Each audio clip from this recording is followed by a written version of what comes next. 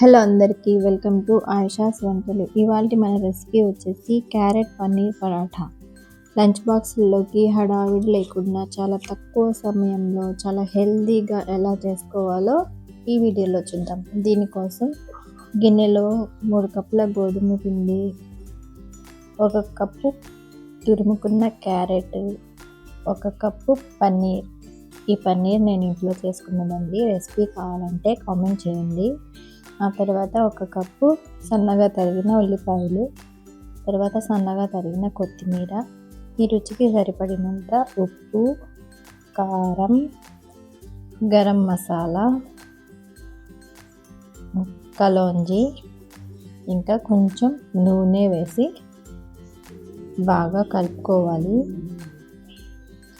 ఈ క్యారెట్లో ఉన్న వాటర్తోనే సగం పిండి కలిసిపోతుందండి. ఎక్కువ వాటర్ అవసరం ఉండదు.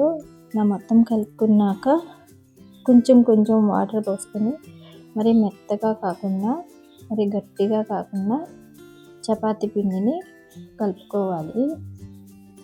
ఇలా కలుపుకున్నాక ఒక 10 నిమిషాలు పక్కన పెట్టేసేయండి. 10 నిమిషాల తర్వాత మళ్ళీ 1 నిమిషం పాటు కలుపుకొని మీకు కావాల్సినంత పిండిని తీసుకుని చపాతీ ఉండని చుట్టుకోండి. ఆ తర్వాత కొంచెం పొడి పిండి చల్లుకొని చపాతీలని ఒత్తుకోవాలి.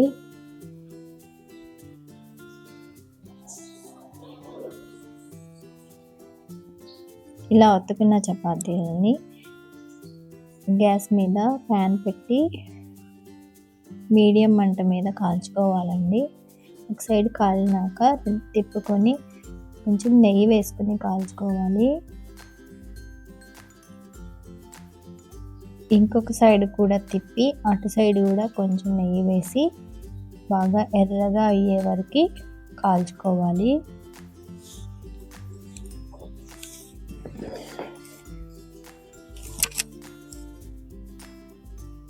అంతేనండి, చాలా హెల్దీ అయిన క్యారెట్ పన్నీర్ పరాఠాలు రెడీ అయిపోతాయి.